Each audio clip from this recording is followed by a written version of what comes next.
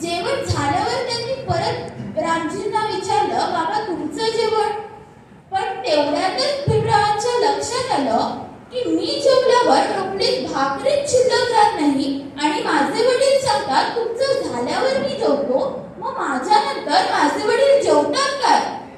तसं त्यांनी रामजींना विचारलं, बाबा 3 दिवस झाले तुम्ही सांगता तुमचं झाल्यावर मी जेवतो, मग माझ्यानंतर तुम्ही जेवतात काय?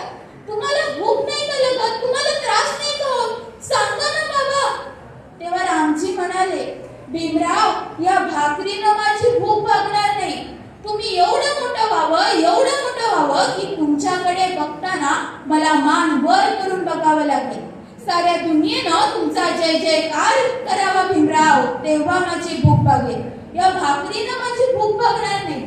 असे होते भीमराव व त्यांचे पिताजी रामजी. आपला शिष्य खूप मोठा व्हावा, त्याने आपले नाव कमवावे असे प्रत्येक गुरुला वाटत असते. गुरुपौर्णिमेच्या सर्व गुरूंना हार्दिक शुभेच्छा. धन्यवाद.